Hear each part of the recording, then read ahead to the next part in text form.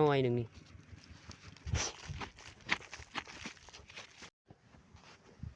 เอา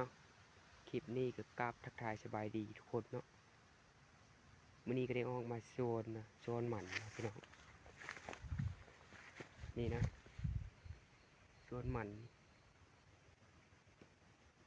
พวกข้าพเจ้าเองมีแต่หญ้านี่ปลาพี่ลึกว่าหญ้านี่หญ้าทั้งนั้นบ่มีมันเลยมีแต่หญ้ากับหญ้าโอ้ยปีนี้สิได้อยู่บ่เด้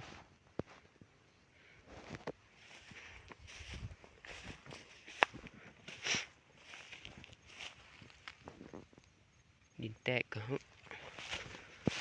น้อยๆหนึ่งสิมีหัวมันอยู่บ่เลย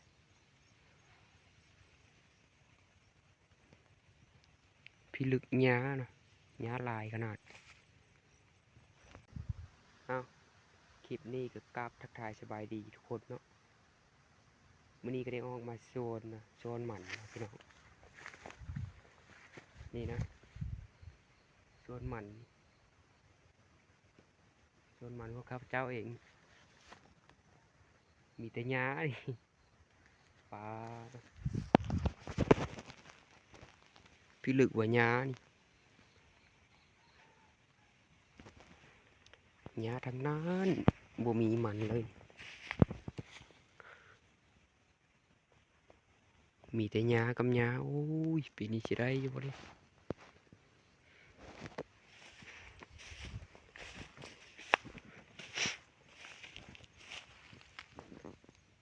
ดินแตกก็น้อยๆหนึ่งสิมีหัวมันอยู่บ่เลย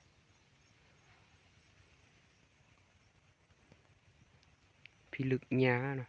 หญ้าลายขนาดดินแตกปักน้อยๆโอ้ราคามันก็ต่ำหัวมันก็บ่มีอีกปีนี้ลูกแหงเลย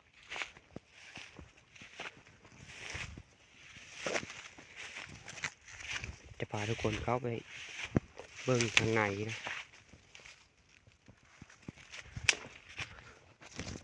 พูดนะ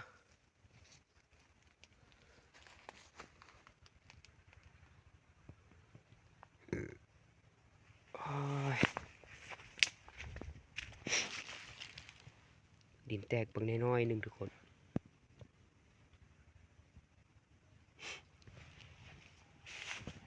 ปีนี้บ่คือกี้อยู่สิได้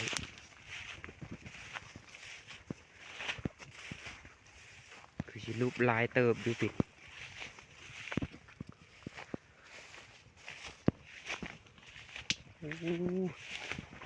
มีแต่หญ้ากับหญ้า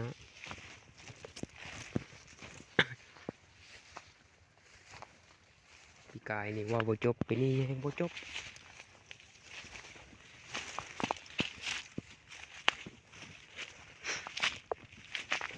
นี่นะ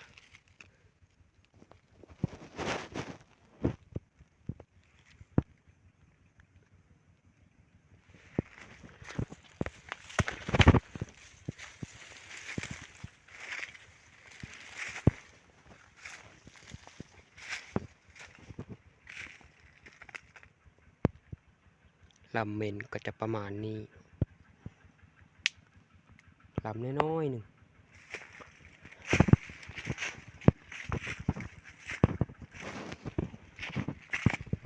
นี่นะดินแตกบางน้อยๆหนึ่ง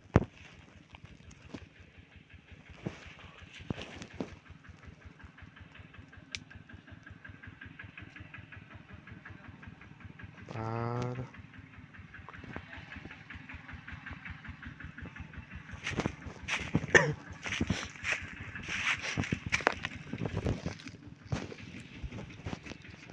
นี่นะพี่น้อง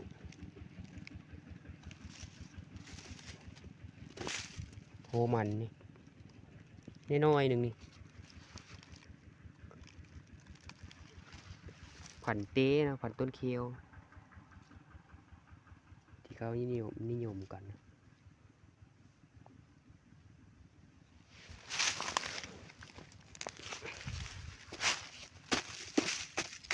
โอ้มันน้อยๆหนึ่ง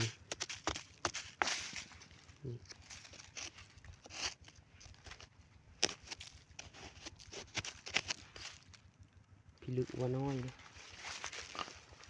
โอ้ลุกตัวนี้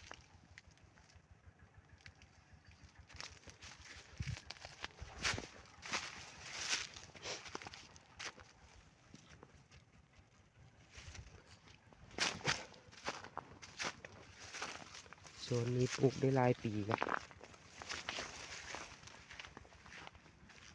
น่าจะประมาณ5 ปีไปคิดว่านะ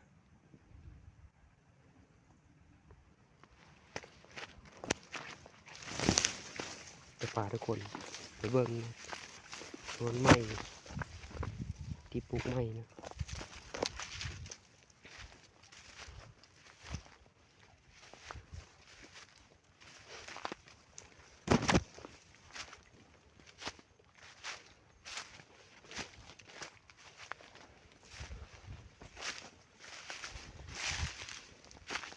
นี่พี่น้อง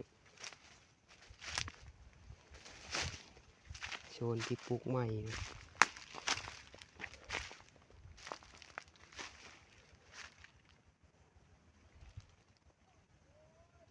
ต้นลำก็จะประมาณนี้งามอยู่ตัวนี้โซนไม้มันจะงามเนี่ยมาควัดเบิ่งหัวของมันนะจะใหญ่บ่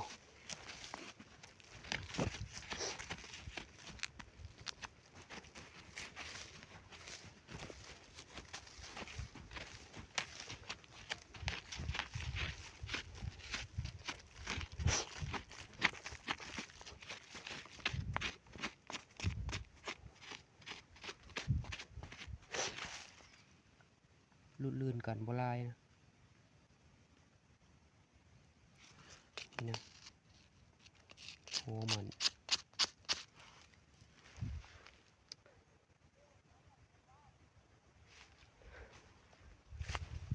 โซนไม้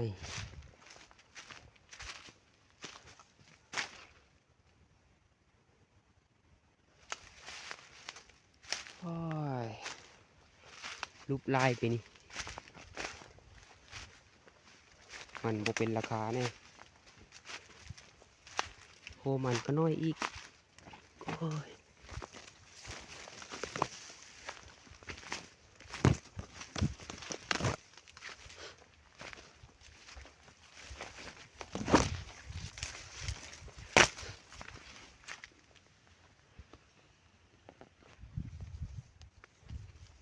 พี่ลึกเห็นนะลำมันน้อยหนึ่ง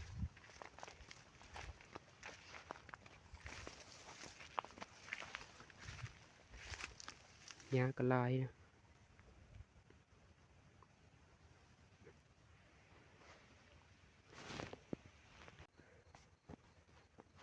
นี่นะ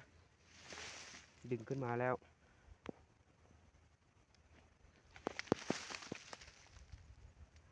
โอ้น้อยๆหนึ่งพี่น้องน้อยขนาดไว้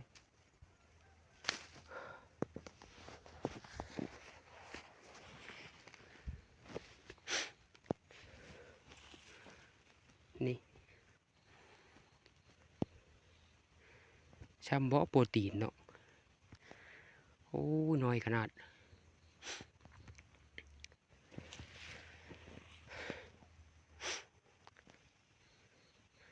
ตัดแต่มือหวานนะนี่ตัดต้นแต่มือหวานคลิปนี้ก็มีแต่เพียงช่ำนี้นะทุกคนแต่ก่อนว่าจะได้ถ่ายคลิปตอนงานมันให้ทุกคนเบิ่งนะแต่ชุดท้ายก็บ่ได้ถ่ายซ้ำลืมคาตะกร้องอยู่แต่บ้านบ่ได้เอาออกมานำจังใดก็เราท้าติดตามเบิ่ง ตอนต่อไปเนาะจะได้ถ่ายตอนงานมันให้ทุกคนเบิ่งนำกันนะคลิปนี้ก็ขอจบเพียงเท่านี้นะทุกคนขอบใจทุกคนที่เบิ่งคลิปแต่ต้นจนจบฝากทุกคนกดไลค์กดแชร์เพื่อเป็นกำลังใจให้คลิปต่อไปนะเด้อทุกคน